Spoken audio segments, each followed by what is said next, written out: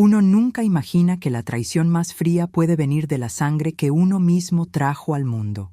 Hola, soy Amalia Fernández, tengo 79 años y vivo en Querétaro. Hoy me animé a contar esto porque llevo años preguntándome en qué momento mi propia hija dejó de verme como madre y empezó a verme como un obstáculo. Si estás aquí, te invito a dejar tu comentario, dar like y suscribirte, porque esta historia no es fácil, pero quizá ayude a más de uno a abrir los ojos antes de que sea tarde. Lo que vas a escuchar es cómo descubrí que mi hija había planeado matarme, todo para quedarse con mi casa.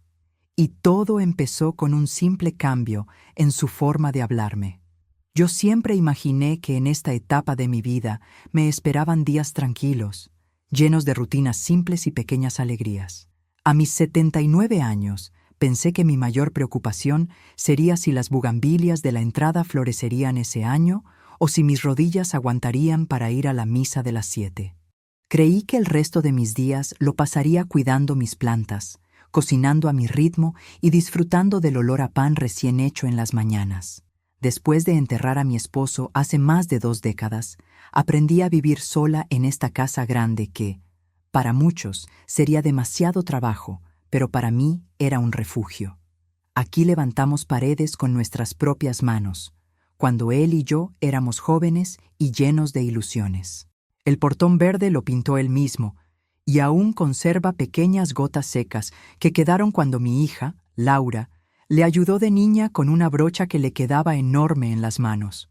Cada rincón tiene un recuerdo. El pasillo donde Laura dio sus primeros pasos tambaleantes.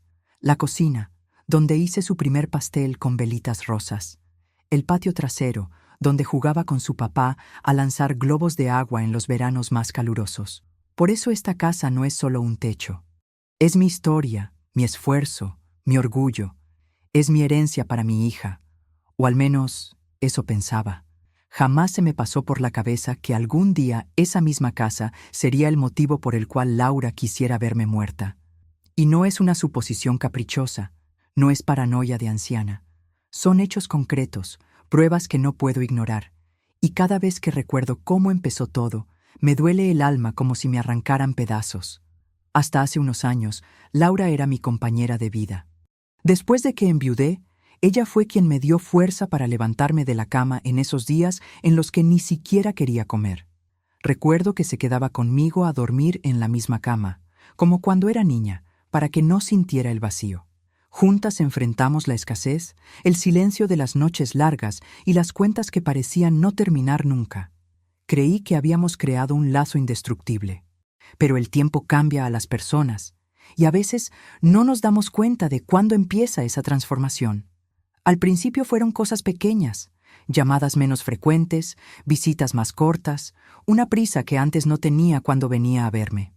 Yo me decía que era normal, que tenía su vida, su trabajo, sus preocupaciones. Pero luego empezaron las preguntas, y no eran sobre mi salud ni sobre mis necesidades.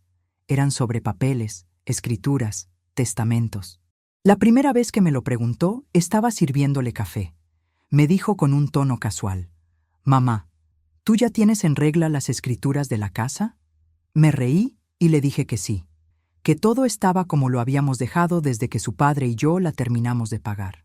Pensé que lo hacía por precaución, tal vez preocupada por lo que podría pasarme si me enfermaba.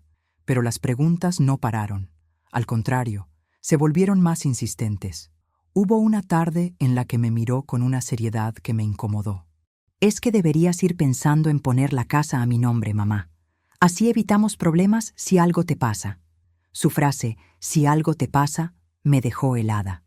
No supe qué responder y fingí que necesitaba ir a la cocina para no seguir hablando del tema. Desde ese día, algo dentro de mí cambió. Comencé a observarla con otros ojos. Mi vida, que antes era tranquila, empezó a llenarse de sospechas. Por las noches, cada crujido en la madera me ponía nerviosa. Si escuchaba pasos en el pasillo, me levantaba de golpe. Empecé a cerrar con seguro la puerta de mi habitación, algo que jamás había hecho en toda mi vida. Y lo más triste es que no era un ladrón lo que temía, era mi propia hija. En mi interior, todavía quería creer que estaba exagerando. Es tu niña, la que cuidaste con fiebre, la que defendiste de las burlas en la escuela, la que abrazaste cuando su primer amor la hizo llorar. Me repetía, pero la realidad me iba golpeando poco a poco. Sus llamadas se reducían a asuntos de dinero. Sus visitas eran para revisar cajones, abrir papeles, preguntar dónde guardaba tal o cual documento. Y luego estaba su forma de mirarme, como si estuviera calculando algo. Ya no había ternura. Sus abrazos eran rápidos, sus besos, fríos, y cuando pensaba que quizá estaba imaginando cosas, recordaba esas frases suyas, dichas como al pasar. Una nunca sabe cuándo le va a tocar, o sería bueno que todo quedara listo antes de que te enfermes más. Yo no me considero una mujer ingenua, pero hay algo en el corazón de una madre que se niega a aceptar que un hijo pueda desearle mal. Sin embargo, cada día me resultaba más difícil ignorar esa sensación. Llegué a un punto en que, cuando ella venía a visitarme, guardaba mis medicinas en un cajón cerrado con llave. También empecé a anotar en un cuaderno cada cosa rara que notaba, como si me estuviera preparando para algo que aún no quería nombrar. La soledad se volvió pesada. Mis noches se llenaron de pensamientos oscuros, imaginando escenarios que antes me habrían parecido sacados de una telenovela. Me preguntaba en qué momento mi hija había dejado de verme como madre y había empezado a verme como una barrera para conseguir algo que quería. La respuesta llegó antes de lo que imaginaba, y fue mucho peor de lo que yo estaba preparada para escuchar. Cuando pienso en cómo eran las cosas antes, me cuesta creer que esté hablando de la misma hija. Si hoy siento miedo y desconfianza, hubo un tiempo en que solo sentía orgullo y ternura. Laura fue mi única hija, la luz de mi vida, la razón por la que me levantaba cada mañana. Desde el día que supe que venía en camino, supe que la vida me había dado un motivo más fuerte que cualquier dificultad. Yo tenía 30 años cuando quedé embarazada. Recuerdo que la noticia me llegó en un momento en el que las cuentas no daban. La casa estaba a medio construir y mi marido, Francisco, trabajaba de sol a sol en la obra para traer algo de dinero. Aún así, cuando me enteré, me senté en la cama, acaricié mi vientre y sentí que no importaba nada más. Francisco, que no era un hombre de muchas palabras, me abrazó fuerte y me dijo al oído: «Esta niña va a tener lo mejor que podamos darle, aunque tengamos que partirnos el lomo». Y así fue. El embarazo no fue fácil. Pasé meses con mareos, vómitos y cansancio, pero también con una ilusión que me llenaba el alma. Cuando Laura nació, recuerdo que la enfermera me la puso en los brazos y yo quedé hipnotizada con esos ojitos que parecían reconocerme. Desde ese instante sentí que no existía nada más importante en este mundo que protegerla. Creció siendo una niña alegre, curiosa y llena de energía. No había día que no inventara un juego nuevo. Usaba manteles viejos para disfrazarse de princesa, recogía flores del patio para regalarme ramos improvisados y llenaba la casa de dibujos que pegaba en las paredes con cinta. Yo la llevaba conmigo al mercado, y mientras yo elegía verduras, ella se quedaba charlando con las señoras que vendían pan, haciéndolas reír con sus ocurrencias. Francisco adoraba a su hija. Después de largas jornadas de trabajo, llegaba a casa cansado, pero lo primero que hacía era cargarla en brazos y escuchar todo lo que tenía para contarle. A veces, después de cenar, se sentaban en el patio a mirar las estrellas, y él le señalaba las constelaciones, inventando historias para que ella las recordara. En esos momentos, yo me quedaba en la cocina, escuchando sus risas y pensando que no podía pedirle nada más a la vida. Cuando Laura empezó la escuela, yo me propuse estar presente en cada paso que diera. Le ayudaba con las tareas, le cosía sus uniformes y me aseguraba de que siempre tuviera un desayuno caliente. Me gustaba ir a las juntas escolares, escuchar a las maestras decir que era una niña inteligente y aplicada. Yo me sentía orgullosa porque veía en ella no solo a mi hija, sino a una mujer en formación y quería que tuviera más oportunidades de las que yo tuve. Los años pasaron y como cualquier madre e hija tuvimos nuestras discusiones. En la adolescencia, Laura se volvió más independiente, salía con amigas y ya no me contaba todo como antes. Pero incluso en esa etapa siempre encontraba la manera de acercarse. Si discutíamos, al poco rato venía a la cocina, se servía un café y me decía: «Mamá, no te enojes, ya sabes que yo te quiero». Y todo volvía a la normalidad. Cuando cumplió 18 años, decidió estudiar contabilidad. Francisco y yo hicimos sacrificios para pagarle la carrera. Vendimos el coche, ajustamos los gastos y ella lo sabía. Por eso, cuando se graduó, me abrazó tan fuerte que sentí que me devolvía, en ese abrazo, cada peso que habíamos invertido en ella. Poco después, Francisco enfermó. Fueron años duros, de hospitales, medicamentos y noches en vela. Laura, que ya trabajaba, se organizaba para acompañarme a las consultas. A veces me decía que dejara de preocuparme, que mientras ella estuviera, nunca me faltaría nada. Yo le creí. La muerte de Francisco fue un golpe devastador. Recuerdo que la casa quedó en silencio y yo no sabía cómo seguir adelante. Fue Laura quien me sostuvo. Me obligaba a levantarme, me llevaba a caminar por el parque, me preparaba té en las noches, dormía conmigo en la misma cama como cuando era pequeña para que no sintiera el vacío. En ese tiempo sentí que nuestro lazo se fortalecía más que nunca. Pasaron los años y ella formó su propia familia. Se casó con Javier, un hombre que, al principio, me parecía correcto, pero con el que nunca terminé de sentir confianza.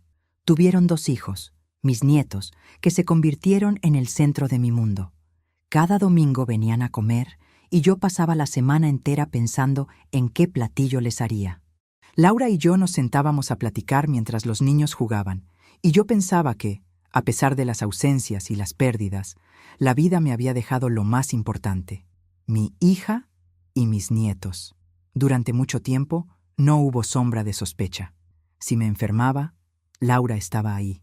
Si necesitaba arreglar algo en la casa, me mandaba a Javier, o venía ella misma. Incluso en fechas especiales, como mi cumpleaños, me sorprendía con algún regalo hecho por ella misma. Un chal tejido, un álbum de fotos, una carta escrita a mano. Es por eso que todo lo que vino después me resulta tan doloroso. Porque sé que hubo un tiempo en que ella me quería de verdad, un tiempo en que la idea de lastimarme habría sido impensable para ella. Y yo me aferro a esos recuerdos como quien se agarra de una tabla en medio del mar, porque me cuesta aceptar que esa Laura, la de antes, ya no existe. A veces cierro los ojos y trato de recordar su risa de niña, la forma en que corría hacia mí después de la escuela con los brazos abiertos, gritando «¡Mamá!». Y me pregunto si dentro de ella todavía queda algo de esa niña, porque la mujer que hoy tengo enfrente, con sus miradas frías y sus palabras medidas, es otra persona. Y aunque me duele, sé que este cambio no fue de un día para otro. Ahora, mirando hacia atrás, puedo ver que hubo señales, pequeñas grietas en la relación que yo preferí ignorar. Y tal vez, si las hubiera enfrentado antes, no estaríamos aquí. Pero la verdad es que, en aquel tiempo, yo no imaginaba lo que estaba por venir. Para mí, Laura seguía siendo mi hija querida, mi compañera, mi apoyo. Y la idea de que algún día pudiera querer hacerme daño era tan absurda que ni siquiera se me habría pasado por la mente. Si hubiera sabido lo que sé ahora, tal vez habría protegido no solo mis bienes, sino también mi corazón. Recuerdo con claridad el día en que sentí, por primera vez, un golpe directo en el corazón. Fue un momento breve, disfrazado de una simple conversación, pero que dejó una grieta que nunca volvió a cerrarse. Era un martes cualquiera, de esos días en los que la rutina te da cierta paz. Había preparado un guiso de pollo con verduras y tortillas recién hechas, porque Laura me había dicho que vendría a almorzar. Siempre me gustaba cocinarle algo especial, aunque ya no lo agradecía como antes. Llegó puntual, pero en cuanto entró, me di cuenta de que traía el ceño fruncido y una carpeta bajo el brazo. «Mamá, tenemos que hablar de algo serio», dijo apenas cruzó la puerta. Pensé que sería sobre los niños o sobre algún problema en el trabajo, así que la invité a sentarse en la mesa. Ella dejó la carpeta frente a mí, la abrió y sacó unas fotocopias de las escrituras de la casa. Me quedé helada. No entendía cómo había conseguido esos documentos. Yo los tenía guardados en una caja de metal, en el armario de mi habitación. «¿De dónde sacaste esto?», pregunté, intentando que mi voz sonara firme. Fui a Catastro, respondió con naturalidad. Necesitaba confirmar que todo estuviera en regla. En ese momento sentí algo raro, una mezcla de enojo y desconfianza. Nunca antes había hecho algo así sin preguntarme. Y lo peor fue lo que dijo después. Mamá, ya deberías ir pensando en poner la casa a mi nombre. Así, si te pasa algo, no hay problemas con la herencia. Sus palabras me atravesaron como un cuchillo. No era la primera vez que insinuaba algo parecido, pero aquella vez lo dijo con una frialdad que me heló la sangre. No había cariño en su voz, ni esa preocupación genuina que uno espera de un hijo. Era cálculo. Traté de cambiar de tema. Le serví el guiso, pero apenas lo probó. Se pasó el almuerzo hablándome de trámites, de abogados, de hacer las cosas bien para evitar problemas. Yo solo asentía, aunque por dentro estaba ardiendo. Cuando se fue, me quedé sola en la cocina, mirando los platos sucios y sintiendo un peso en el pecho. Algo había cambiado. No era una madre exagerando. Era una mujer que acababa de notar que su hija ya no pensaba en ella, sino en lo que podría quedarse de ella. En los días siguientes, las cosas se pusieron más extrañas. Una tarde, cuando volví del mercado, encontré a Laura dentro de mi habitación. Me dijo que estaba buscando un cargador de celular que había olvidado en una visita anterior, pero vi que estaba revisando el cajón donde guardo mis documentos. No le dije nada en ese momento, pero esa noche cerré la puerta con llave por primera vez en mi vida. Poco a poco, su presencia empezó a sentirse como una sombra que me perseguía. Ya no venía solo para visitarme, venía a revisar. Abría armarios, preguntaba dónde guardaba mi libreta de ahorros, insinuaba que yo ya no estaba para manejar sola mis cuentas. Cada frase suya tenía un filo oculto. Lo más duro fue una conversación que escuché por accidente. Una tarde, Laura vino con Javier. Yo estaba en el patio colgando la ropa y ellos estaban en la sala. No sé si pensaron que no estaba en casa o si simplemente no les importó. Lo cierto es que escuché a Javier decir: «Entre más pronto se resuelva, mejor para todos». Y Laura respondió: «Sí, pero tiene que parecer natural. No quiero problemas con la policía. Se me cayó una camiseta al suelo». Sentí que el aire se me iba. Me quedé paralizada, escuchando con el corazón latiendo tan fuerte que temía que me delatara. No escuché más detalles, pero esas pocas palabras fueron suficientes para confirmar mis peores temores. Esa noche no dormí. Di vueltas en la cama, repasando cada conversación, cada mirada, cada pregunta que Laura me había hecho en los últimos meses. Todo encajaba como un rompecabezas macabro. Y por primera vez en mi vida, tuve miedo real de mi propia hija. A la mañana siguiente, tomé una decisión. No iba a enfrentarla todavía. Tenía que estar segura, tener pruebas. Si algo había aprendido en mis años de vida, era que la gente puede mentir con una facilidad sorprendente, pero las acciones siempre dejan huella. Empecé a tomar precauciones. Guardé mis medicinas en un frasco distinto al que ella conocía. Cerré con llave los cajones donde tenía papeles importantes. Anoté en un cuaderno cada visita, cada frase, cada comportamiento extraño. Y, aunque me doliera, reduje al mínimo el contacto con ella. Pero la herida ya estaba abierta. No era solo el miedo, era la decepción. El dolor de darme cuenta de que la persona que más había amado y protegido en este mundo ahora estaba tramando mi final. Una traición así no se olvida. Es como si me hubieran arrancado una parte de mí misma y la hubieran tirado al fuego. Con el paso de las semanas, mis sospechas se fueron confirmando con pequeños detalles. Una vez, Laura insistió en prepararme el té de la noche. Yo siempre lo hago con manzanilla, pero ese día el sabor era distinto, amargo. Fingí que lo bebía, pero lo vacié en la maceta del pasillo. No quise pensar lo peor, pero no pude evitarlo. En otra ocasión, me dijo que me había conseguido una nueva receta para la presión alta y me entregó unas pastillas en una bolsita sin etiqueta. No las toqué. Al día siguiente, las llevé a la farmacia y el químico me dijo que no coincidían con el medicamento que tomo. Ahí supe que el plan estaba en marcha. Y que si no hacía algo pronto, tal vez no viviría para contarlo. Nunca pensé que llegaría un momento en mi vida en el que tuviera que cuestionar el amor de mi propia hija. Para una madre, Eso es como tratar de respirar bajo el agua. Simplemente parece imposible. Y sin embargo, ahí estaba yo, sentada en mi mecedora, mirando el reloj sin poder dormir, preguntándome si todo lo que estaba sintiendo era real, o si la soledad me estaba volviendo loca. Había noches en que me convencía a mí misma de que todo eran imaginaciones. Me repetía que Laura era mi niña, la misma que me abrazaba fuerte después de la escuela, la que me hacía cartas en el Día de las Madres con dibujos torcidos y corazones rojos. No seas injusta, me decía. Seguro solo quiere ayudarte. Tal vez está preocupada por ti, y por eso pregunta tanto por la casa, las escrituras, las medicinas. En esos momentos me castigaba por desconfiar. Me miraba al espejo y veía a una anciana con arrugas profundas, con el cabello más blanco que negro, y pensaba, quizá la que está cambiando eres tú. Quizá la desconfianza es parte de envejecer. Quería creerlo. Dios sabe que quería. Porque aceptar lo otro, aceptar que mi propia hija quisiera hacerme daño, era demasiado para mi corazón. Algunos días, Laura venía y se mostraba cariñosa, como si nada estuviera mal. Me traía pan dulce, me abrazaba, me preguntaba por los nietos. En esos ratos, sentía que todo había sido un malentendido, que estaba exagerando. Incluso llegué a pensar en tirar el cuaderno donde anotaba sus comportamientos extraños. Pero luego, siempre pasaba algo que me devolvía a la realidad. Recuerdo una mañana en que me levanté sintiéndome débil, con un mareo que no podía explicar. No había hecho nada fuera de lo común. Tomé mis medicinas como siempre, pero al mirar el frasco, me di cuenta de que el color de las pastillas parecía diferente.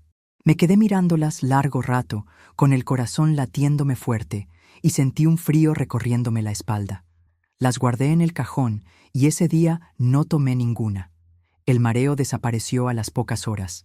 Esa noche, Laura me llamó y me preguntó, con un tono demasiado insistente, si había tomado la medicina nueva que te dejé. No sé si notó que dudé antes de contestar, pero fingí normalidad y le dije que sí, que me la había tomado. Ella hizo una pausa y luego respondió, «Ah, qué bueno, así vas a estar mejor». Colgué la llamada con un nudo en la garganta. Quería llorar, gritar, preguntarle directamente qué estaba haciendo, pero al mismo tiempo me paralizaba el miedo. Si mis sospechas eran ciertas y yo la enfrentaba sin pruebas, tal vez la haría más cuidadosa, y entonces nunca podría demostrar nada. Empecé a vivir en una contradicción constante. Por un lado, quería aferrarme a la imagen de la Laura que conocí, a la hija cariñosa que me cuidó cuando murió su padre. Por el otro, cada vez veía más claro que la mujer que tenía enfrente era capaz de cosas que jamás habría imaginado. Para complicar más las cosas, mi vecina Marta, que siempre ha tenido buen ojo para detectar cosas raras, me hizo un comentario que me dejó pensando. Un día, mientras tomábamos café en su cocina, me dijo, «Oye, Amalia, la otra tarde vi a tu hija entrar a tu casa cuando tú estabas en misa. Se quedó como media hora y luego se fue con una bolsa en la mano. ¿Tú le pediste que fuera?» Negué con la cabeza, sintiendo cómo el estómago se me revolvía. No quise decirle más, pero supe que aquello confirmaba lo que ya temía. Laura estaba entrando a mi casa cuando yo no estaba. Aún así, parte de mí seguía buscando excusas para no creerlo. Me decía que quizá había ido a dejarme algo, que quizá esa bolsa llevaba pan o fruta. El problema era que yo sabía, en el fondo, que esas justificaciones eran solo un intento desesperado por no aceptar la verdad.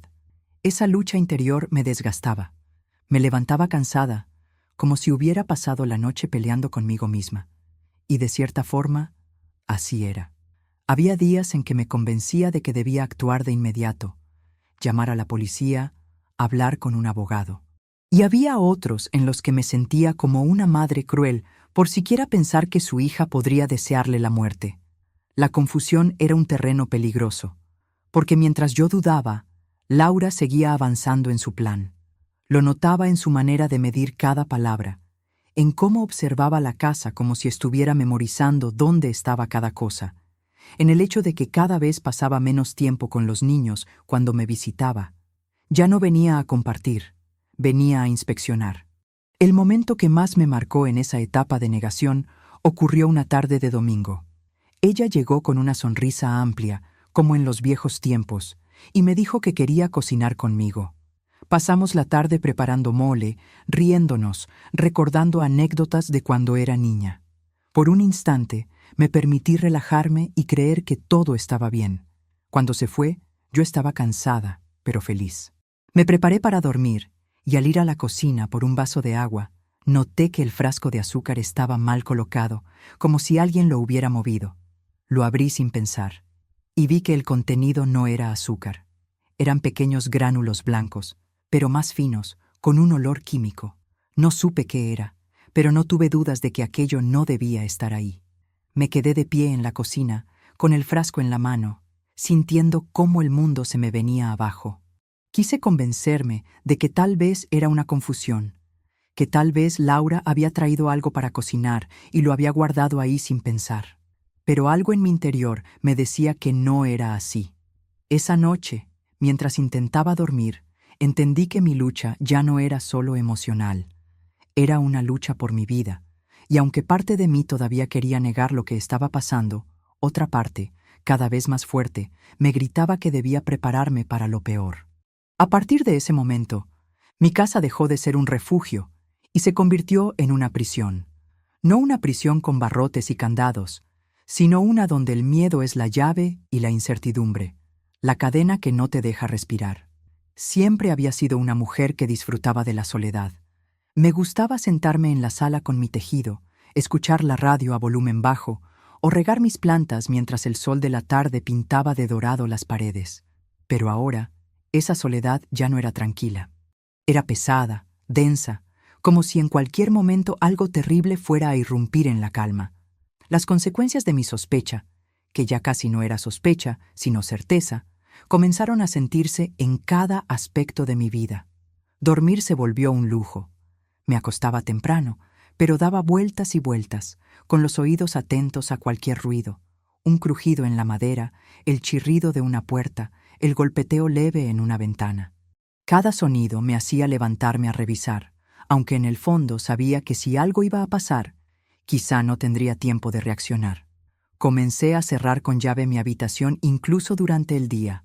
Guardaba mis medicamentos en lugares distintos cada semana, para que nadie supiera dónde estaban. Dejé de aceptar cualquier bebida o comida que Laura me ofreciera. Y, para mi tristeza, reduje mis encuentros con mis nietos. No porque ellos tuvieran culpa, sino porque cada vez que venían, Laura estaba presente. Y yo ya no podía estar tranquila a su lado. La soledad se volvió aún más aguda porque no podía hablar de esto con casi nadie. ¿A quién le dices que crees que tu propia hija quiere matarte? Las pocas personas a las que se lo insinué reaccionaron con incredulidad o con frases que me herían más que ayudaban. Amalia, no pienses mal. Seguro es un malentendido. Es tu hija, ¿cómo crees? Así que opté por callar. Mi vecina Marta era la única que, sin conocer todos los detalles, parecía intuir que algo no estaba bien. Ella me preguntaba si estaba bien, si necesitaba compañía, y yo siempre respondía con evasivas. No quería ponerla en peligro ni que me viera como una anciana paranoica. Poco a poco me fui aislando. Dejé de ir a misa tan seguido. Ya no visitaba el mercado los sábados, como solía hacerlo desde hace años. Me excusaba diciendo que estaba cansada, pero la verdad era que temía dejar la casa sola y encontrarme después con algo cambiado, alterado, o peor. La tristeza me fue envolviendo como una manta pesada. Había días en los que ni siquiera abría las cortinas, porque la luz me recordaba que afuera la vida seguía, mientras yo estaba atrapada en esta tensión constante. Hasta mi salud comenzó a resentirlo. Me dolía la cabeza casi todos los días, el apetito disminuyó y el corazón me latía con fuerza ante cualquier sobresalto. Lo más doloroso de esta soledad emocional era recordar cómo había sido mi relación con Laura antes de todo esto. Teníamos confianza, nos contábamos secretos, nos apoyábamos mutuamente. Ahora, cada vez que la veía, sentía que estaba frente a una desconocida con la que debía medir cada palabra, cada gesto, como si de ello dependiera mi vida. Un domingo, Laura llegó con una actitud extraña. No traía a los niños y, en vez de saludarme con un abrazo, me dio un beso rápido en la mejilla. Se sentó en la mesa y comenzó a hablarme sobre lo bueno que sería vender la casa para mudarme a un lugar más pequeño y adaptado a mis necesidades. Mientras hablaba, movía las manos sobre la mesa, como dibujando un plan en el aire. «Mamá, así estarías más segura. Podrías vivir cerca de mí y no tendrías que preocuparte por arreglos o gastos». Yo solo la miraba, tratando de no mostrar el dolor que me causaban esas palabras. Ella no hablaba de seguridad, hablaba de control, de tenerme cerca, o quizá más vulnerable. Cuando se fue, cerré la puerta y me apoyé en ella, sintiendo un nudo en la garganta. Comprendí que mi aislamiento ya no era solo una decisión mía, sino una consecuencia inevitable de su presencia. Porque si quería seguir viva, tenía que mantenerla a distancia. Y eso incluía aceptar que mis días de reuniones familiares alegres habían quedado atrás. La soledad también me hizo más observadora. Cada vez que ella venía, tomaba nota mental de lo que hacía. Si sus ojos recorrían la casa, si se detenía a mirar dónde guardaba algo, si cambiaba el lugar de los objetos. Llegué a darme cuenta de que siempre miraba hacia el armario donde guardo documentos, incluso cuando no hablábamos de ellos. Un día, sin previo aviso, vino con Javier. No me habían dicho que vendrían. Yo estaba en el patio, y al escuchar la puerta, entré para recibirlos. Javier estaba callado, pero Laura tenía una sonrisa que no me convencía. Traían una caja con supuestos regalos para mí. Entre ellos había un frasco de vitaminas nuevas. «Son buenísimas, mamá. Te van a dar energía», dijo. Sonreí. Las tomé en las manos y las guardé en un cajón. Esa misma noche, las llevé a la farmacia. El químico, al revisarlas, me dijo que no eran vitaminas, sino un medicamento fuerte que, tomado en exceso, podía causar daño severo. Me fui a casa con las piernas temblando. Esa noche entendí que mi soledad emocional no era un accidente. Era parte de su estrategia. Aislarme, debilitarme, hacerme dudar de mi salud, para que todo pareciera un desenlace natural. Y ahí, en medio de ese silencio que tanto me oprimía, nació una determinación que no había sentido antes. Podría estar sola, podría no tener a quién contarle mi miedo, pero no iba a dejar que mi historia terminara de la manera que ella planeaba. Cuando uno vive rodeado de miedo, cualquier gesto de bondad, por pequeño que sea, se siente como un rayo de luz colándose por una ventana cerrada. Y eso fue lo que pasó conmigo.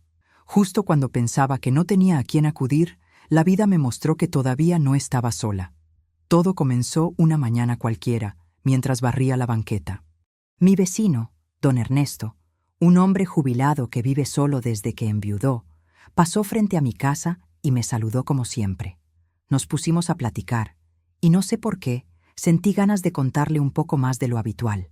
Sin entrar en detalles, le dije que últimamente me sentía insegura, que había cosas raras pasando en mi casa. Él me miró con esos ojos serenos que tiene y me dijo: «Si algún día necesita ayuda, señora Amalia, solo toque mi puerta». Ese comentario me acompañó el resto del día. No era mucho, pero me recordó que no estaba completamente indefensa. Esa noche, mientras trataba de dormir, pensé en lo útil que sería tener a alguien que pudiera confirmar mis sospechas. Yo sola podía dudar, podía confundirme, pero si otra persona veía lo que yo veía, ya no sería solo mi palabra contra la de Laura. La oportunidad llegó más rápido de lo que esperaba. Unos días después, Laura me llamó para decir que vendría a verme el fin de semana. Su tono era amable, pero había algo calculado en la forma en que dijo: «Voy a llevarte unas cositas para que estés más fuerte». Esa frase me encendió todas las alarmas. Decidí que esta vez no estaría sola. Así que el mismo viernes crucé a casa de don Ernesto y le pedí que, por favor, estuviera atento el domingo. No le di muchos detalles, pero sí le pedí que, si escuchaba algo raro o veía algo sospechoso, se acercara. Él aceptó sin hacer preguntas, y en su mirada sentí una mezcla de preocupación y disposición. Llegó el domingo y yo me preparé como si fuera un día normal. Puse la mesa, preparé café y esperé. Laura llegó puntual, con una bolsa grande. Traía frutas, pan y un frasco de vitaminas que me extendió casi de inmediato. Tómalas ahora, mamá. Así te vas acostumbrando, dijo mientras me servía un vaso de agua. Fingí buscar mis lentes para leer la etiqueta. En ese momento, me levanté y fui al baño con el frasco en la mano, pero en realidad salí por la puerta trasera y crucé al patio de don Ernesto. Le entregué el frasco y le pedí que lo guardara. Regresé a la cocina con el vaso vacío y le dije a Laura que ya me había tomado una. Ella sonrió y por primera vez en semanas vi en su cara algo que me heló: satisfacción. Ese mismo día, don Ernesto me llevó el frasco a escondidas y me dijo que su sobrino, que trabajaba en un laboratorio, podía analizar el contenido. No dudé en aceptar. Le pedí que, por favor, no comentara nada con nadie. Pasaron 3 días eternos. En ese tiempo, Laura me llamó varias veces para preguntarme cómo me sentía, y cada vez que lo hacía, yo respondía con voz débil, fingiendo estar más cansada de lo normal. No sabía si eso la haría bajar la guardia o acelerar su plan, pero sentía que era parte del juego. Cuando por fin recibí la visita de don Ernesto con los resultados, sentí que me temblaban las manos antes de abrir el sobre. El análisis confirmaba que las vitaminas contenían una dosis elevada de un medicamento que, tomado de forma continua, podía provocar daños graves al hígado y al corazón. Era veneno disfrazado. El miedo que había sentido hasta entonces se transformó en algo distinto, una determinación fría.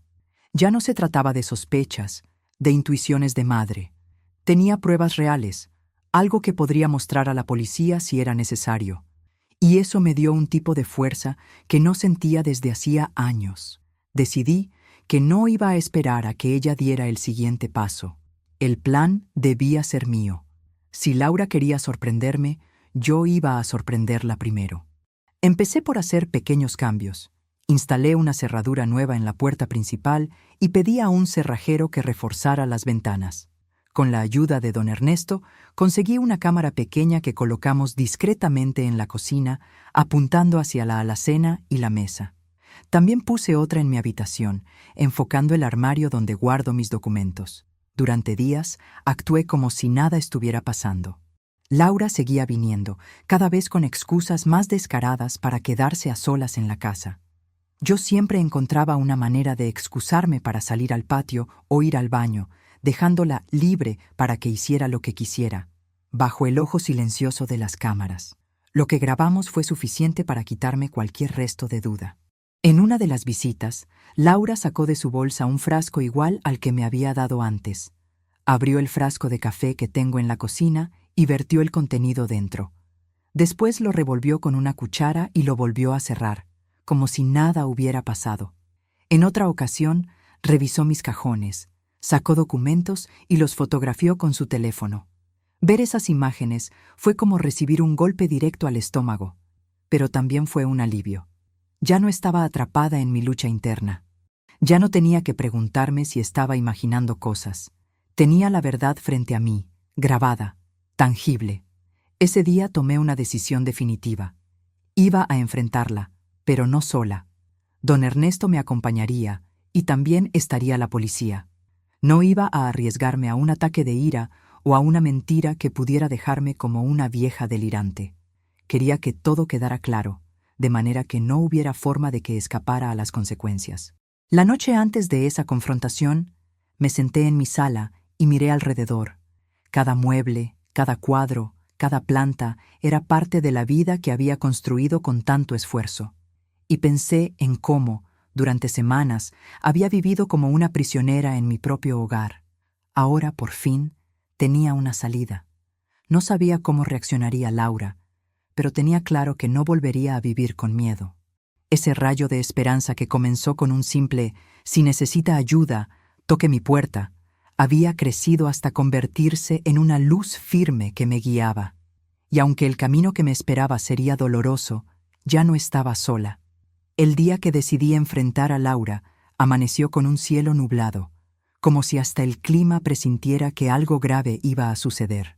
Me levanté temprano, revisé por última vez las grabaciones y el sobre con el análisis de las vitaminas. Cada vez que miraba esas pruebas, me recorría un escalofrío, pero también una certeza. Había llegado el momento de ponerle fin a todo. La noche anterior, don Ernesto había hablado con un amigo suyo que trabajaba en la policía municipal. No era un operativo oficial, pero aceptaron acompañarnos si yo lo solicitaba como medida de protección. El plan era simple. Laura vendría como de costumbre, yo la confrontaría, y ellos estarían presentes para intervenir si la situación se ponía peligrosa. A las 11 de la mañana, toqué la puerta de don Ernesto y juntos repasamos el plan. Él me miró con seriedad y dijo: «Doña Amalia, no se deje intimidar. Usted tiene la verdad de su lado». Sus palabras me dieron un impulso que necesitaba. Laura llegó puntual, con una sonrisa que me resultó dolorosamente falsa. Traía otra bolsa, y no me costó imaginar qué podía haber dentro. Entró como si nada, dejó la bolsa sobre la mesa y comenzó a hablar de banalidades. El calor, el precio de la gasolina, lo difícil que estaba el trabajo. Yo la escuchaba con atención, pero mi mente estaba en otra parte, repasando las frases que iba a decir. Cuando vi que se servía un café y que iba a abrir el frasco, el mismo que había contaminado según las grabaciones, decidí que era el momento. «Laura», dije con voz firme, «siéntate, tenemos que hablar». Ella me miró, algo sorprendida, pero obedeció. Cerré la puerta de la cocina y me senté frente a ella. Puse sobre la mesa el sobre con el análisis y mi teléfono con las grabaciones listas para reproducirse. «Quiero que me expliques esto», dije, empujando el sobre hacia ella. Laura frunció el ceño y lo abrió. Leyó un par de líneas y me miró, fingiendo no entender. «¿Qué es esto?» «El análisis del frasco de vitaminas que me diste. Contenían una sustancia que, tomada de forma continua, podría matarme». Ella soltó una risa nerviosa. «Mamá, ¿cómo puedes pensar algo así de mí? Seguramente el laboratorio se equivocó». Sin responder, tomé el teléfono y reproduje el video en el que se le veía vertiendo el contenido de un frasco en mi café. La sangre le bajó del rostro. Por un segundo, la vi buscar una excusa, pero supo que no había forma de negarlo. Esto no es lo que parece», balbuceó. «Es exactamente lo que parece, Laura. Y ya no estoy sola». En ese momento, entraron don Ernesto y los dos policías. Laura los miró, completamente desconcertada. Uno de ellos se presentó y le dijo que, por mi solicitud, iban a llevarla para aclarar la situación. «No puedes hacerme esto. Soy tu hija», gritó poniéndose de pie. «Precisamente porque eres mi hija me duele más», respondí, sintiendo que la voz me temblaba. «Pero el amor no me va a salvar la vida». Ella comenzó a llorar, diciendo que todo era un malentendido, que estaba desesperada por deudas, que solo quería adelantar la herencia para salir del problema. Escucharla fue como recibir una puñalada. No negaba el plan, solo trataba de justificarlo. Mientras los oficiales la escoltaban hacia la puerta, se giró hacia mí y dijo: «Te vas a quedar sola, mamá». «Prefiero quedarme sola que muerta», respondí. Cuando la puerta se cerró tras ellos, me quedé de pie en medio de la cocina, sintiendo que las piernas me temblaban. Don Ernesto se acercó y me sostuvo del brazo. «Ya pasó, doña Amalia. Ahora sí puede dormir tranquila». Pero en ese momento, la tranquilidad me parecía lejana. Sí, había actuado. Había protegido mi vida, pero la herida en el alma estaba abierta y sangrando. Había entregado a mi propia hija a la justicia, y aunque sabía que era lo correcto, el peso de esa decisión caía sobre mis hombros como una losa. Esa noche, al cerrar con llave la puerta, sentí por primera vez en semanas que mi casa volvía a ser mía. El miedo se había ido, pero en su lugar había un vacío enorme. Sin embargo, también había algo más, la certeza de que, aunque doliera, había elegido vivir. Después de que Laura fue llevada por la policía, la casa quedó en un silencio espeso. No era el silencio habitual de las noches tranquilas, sino uno que pesaba, como si las paredes hubieran absorbido todo lo que había pasado y ahora lo estuvieran devolviendo en forma de eco invisible. Los primeros días, traté de mantenerme ocupada para no pensar. Regaba las plantas, limpiaba los armarios, tejía. Pero cada vez que pasaba por la cocina, veía la mesa donde había puesto las pruebas frente a ella y me venían a la mente sus palabras. Solo quería adelantar la herencia. No podía dejar de preguntarme cómo se llega a ese punto, cómo una hija cruza esa línea y justifica algo así. A la semana, don Ernesto vino a visitarme con novedades. Me contó que Laura había confesado en el interrogatorio que estaba ahogada en deudas. Lo que no esperaba era la razón detrás de esas deudas. Su esposo, Javier, había invertido en un negocio que resultó ser una estafa. Perdieron todos sus ahorros y además pidieron préstamos a prestamistas que ahora los estaban presionando. Según Laura, la idea de resolver el problema rápido vino de Javier. Él le insinuó que, si heredaba la casa antes de tiempo, podrían venderla y pagar todo. Lo que más me estremeció fue enterarme de que no era un plan improvisado. Llevaban meses hablando de cómo hacerlo sin levantar sospechas. Al principio pensaron en convencerme de vender la casa. Como no funcionó, pasaron a ideas más extremas. Y ahí fue donde comenzaron los intentos de manipular mis medicinas y mi comida. La policía también me dijo algo que no esperaba. Tenían registrado que Javier había comprado, en efectivo, varios frascos del medicamento encontrado en las vitaminas. No había forma de que Laura pudiera culpar solo a él. Ambos estaban involucrados hasta el cuello. Pero lo más inesperado vino de mi propia familia. Cuando la noticia se esparció, las reacciones fueron un golpe en sí mismas. Algunos me llamaron para apoyarme diciéndome que había hecho lo correcto. Otros, en cambio, me acusaron de exagerar, de arruinarle la vida a mi hija. Una sobrina incluso me dijo: «Ay, tía, ¿no crees que podrías haber arreglado esto en familia?». Esa frase me dolió profundamente. ¿Arreglar en familia que mi hija quisiera matarme? ¿Hasta dónde puede llegar la negación para no enfrentar la verdad? Comprendí que no todos estaban listos para aceptar lo que había pasado y que muchos preferían la comodidad de una mentira antes que la crudeza de la verdad. Entre todo ese caos, recibí una llamada que me dejó sin aliento. Era mi nieto mayor, el hijo de Laura. Tenía la voz temblorosa y me dijo: «Abuela, yo no sabía nada, te lo juro, pero creo que mamá cambió desde que se casó con papá. Él siempre le metía ideas raras en la cabeza». Lloró en la línea, y yo, aunque mi corazón estaba roto, lo consolé. Le dije que no tenía culpa, que siempre tendría las puertas abiertas de mi casa. Esa conversación me dio un rayo de claridad. Aunque Laura hubiera elegido un camino sin retorno, yo no podía cortar la relación con mis nietos. Ellos no debían pagar por las decisiones de sus padres. Lo que siguió fue un proceso lento y doloroso. Javier también fue detenido, y Laura quedó en prisión preventiva mientras se investigaba. Hubo audiencias, declaraciones, abogados. Yo asistí a todas, no por gusto, sino porque sentía que debía cerrar el ciclo de frente, mirándola a los ojos. En una de esas audiencias, Laura me vio y, por un instante, creí que iba a pedirme perdón. Pero lo único que dijo, con voz fría, fue: «Ojalá nunca te hubiera contado nada». Esa frase me confirmó que ya no quedaba nada de la hija que crié. La revelación más dura fue darme cuenta de que, aunque yo había evitado que me quitara la vida, nada podía devolverme la relación que alguna vez tuvimos. Lo que había muerto entre nosotras no se podía revivir. Y esa, en muchos sentidos, era una pérdida tan dolorosa como la muerte física. Sin embargo, también entendí algo. Había ganado mi libertad. Ya no vivía con miedo. Ya no revisaba cada esquina de la casa esperando encontrar algo raro. Podía dormir con la puerta abierta otra vez, y el café de la mañana volvió a tener el sabor de siempre. El resto de la familia, poco a poco, fue aceptando la verdad. Algunos me pidieron disculpas por haber dudado de mí. Otros simplemente se alejaron, incapaces de lidiar con lo ocurrido. Yo aprendí a quedarme con los que sí creían en mí y a dejar ir a los que preferían no ver.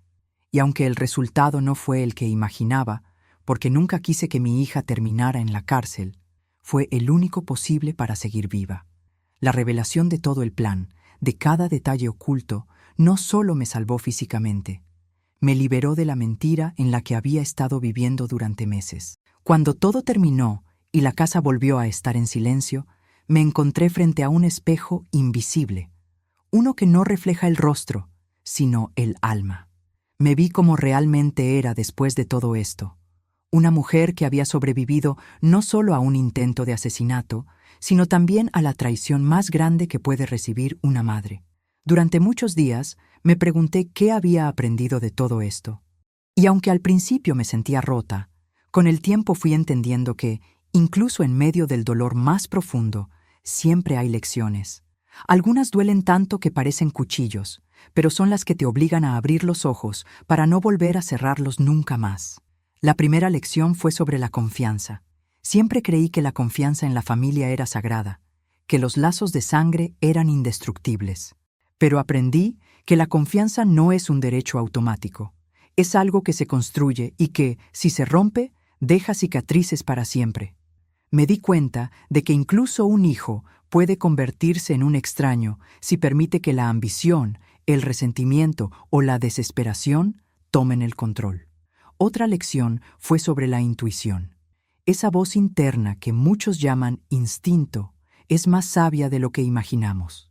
Desde el primer momento en que Laura comenzó a hacer preguntas raras, algo dentro de mí me dijo que había peligro, pero lo ignoré, porque me dolía siquiera considerar que mi hija pudiera lastimarme. Hoy sé que ese instinto nunca debe ser silenciado. Si algo se siente mal, probablemente lo esté. También aprendí que el amor de madre, aunque es inmenso, no puede ser ciego.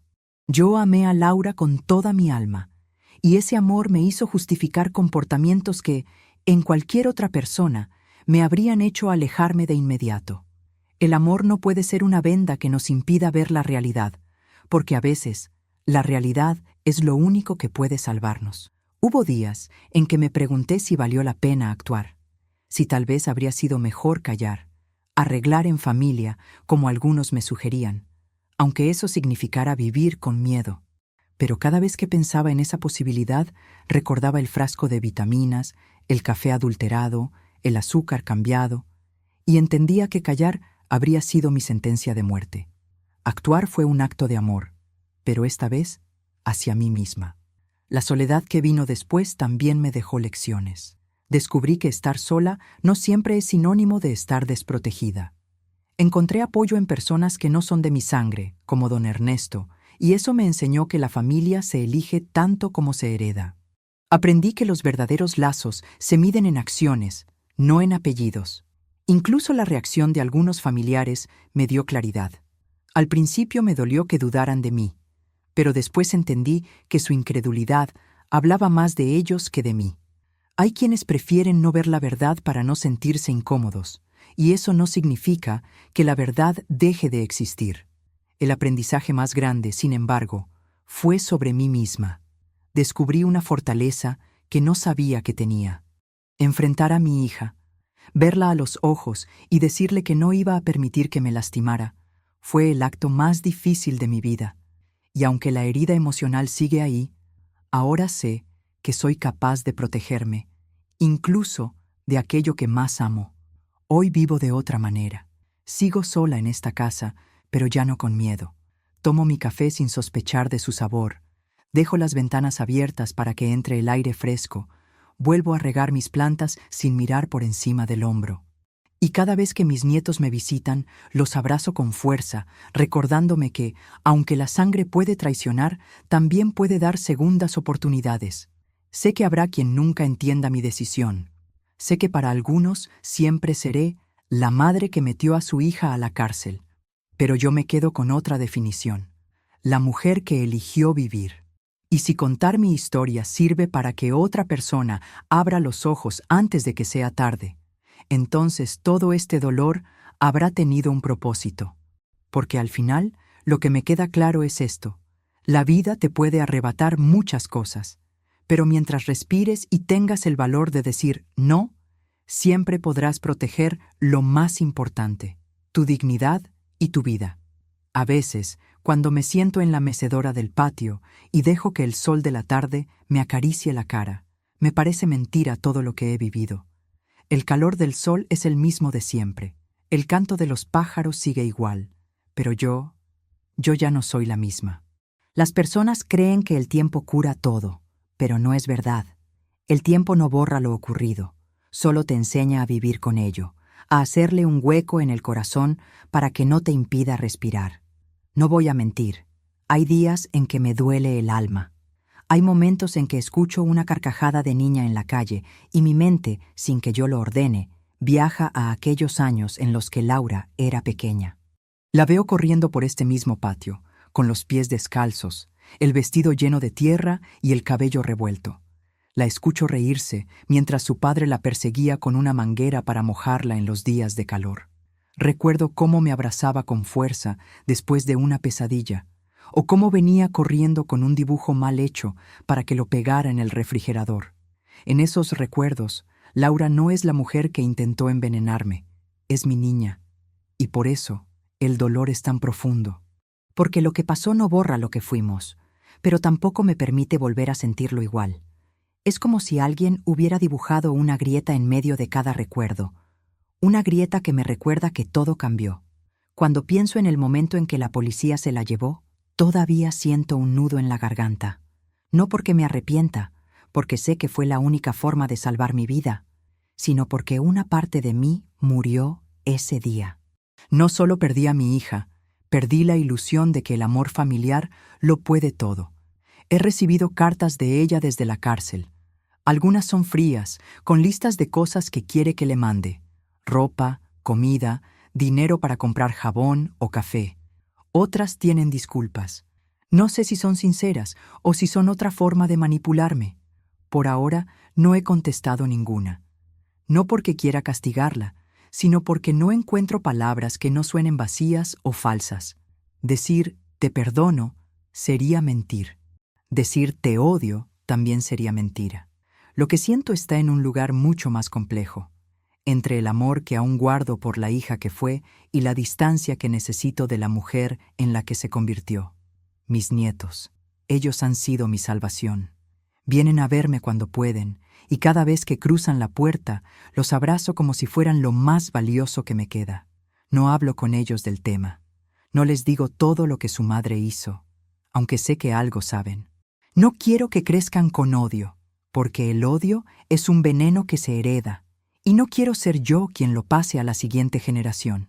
Les enseño otras cosas: a ser honestos, a cuidar a quienes aman, a no dejarse llevar por la ambición. He recuperado algunas rutinas. Vuelvo a ir al mercado los sábados, aunque todavía me sorprendo mirando hacia atrás para asegurarme de que nadie me sigue. Regresé a misa los domingos, no porque crea que eso borrará lo ocurrido, sino porque necesito un lugar donde dejar mi carga. He vuelto a invitar a Marta a tomar café en la cocina, y ella, sin preguntar demasiado, me acompaña con su silencio y su pan dulce. La casa ha vuelto a ser mía. Ya no duermo con la puerta cerrada con llave, pero las cerraduras nuevas siguen ahí, como recordatorio de que la confianza es algo que se gana y que se puede perder para siempre. El aroma del café vuelve a ser café, el azúcar vuelve a ser azúcar, y mis medicinas están en su lugar. Son cosas pequeñas, pero después de meses viviendo con miedo, estas pequeñas certezas son un lujo. A veces me pregunto qué pasará en el futuro. Si algún día Laura saldrá de prisión y vendrá a buscarme. No sé si la dejaré entrar. No sé si podré mirarla a los ojos sin que mi mente proyecte la imagen de ella vertiendo veneno en mi taza. Tal vez el perdón sea posible, pero no ahora. No mientras la herida siga abierta. La vida me enseñó algo brutal. Los lazos de sangre no garantizan lealtad, y por más que duela, a veces hay que protegerse incluso de aquellos que más amamos. Me costó mucho entender que salvarme a mí no fue un acto egoísta, fue un acto de dignidad. Si estás escuchando mi historia, quiero que te lleves esto. Nunca ignores las señales. Nunca. No importa si la persona que te hace sentir insegura es tu pareja, un amigo de años o incluso tu propio hijo. El amor no debe cegar al punto de ponerte en peligro. Nadie merece tu vida más que tú mismo. También quiero que sepas que pedir ayuda no es debilidad. Si no hubiera sido por don Ernesto, tal vez ahora no estaría aquí contando esto. Él fue mi ángel terrenal, el recordatorio de que la bondad todavía existe, incluso fuera de la familia. Hay gente buena allá afuera y a veces aparece cuando más lo necesitas. Hoy, cuando cierro la puerta de mi casa por la noche, siento una mezcla de tristeza y gratitud. Tristeza por lo que se perdió, gratitud por lo que logré salvar. mi vida. Y aunque este no sea el final que yo hubiera querido, es el final que me tocó. Y he decidido vivirlo con dignidad. Vivo más despacio ahora. Me levanto temprano para ver el amanecer. Preparo mi café y me siento en la mecedora a escuchar el mundo despertar. En esos momentos, me digo a mí misma, sobreviviste, Amalia. Y eso ya es una victoria. Quizá algún día, cuando la vida lo decida, Laura y yo nos volvamos a encontrar. Tal vez ese día pueda decirle algo que cierre esta historia de otra manera. Pero por ahora, mi historia termina así, con una madre que, a pesar de todo, eligió vivir. Y si alguna mujer que me escucha ahora está pasando por algo parecido, quiero que me mire a los ojos, aunque sea a través de esta pantalla, y entienda que sí se puede salir. Sí se puede decir no a tiempo. Sí se puede elegir tu vida sobre cualquier lazo, porque al final, el único amor que te acompaña hasta el último día es el amor propio.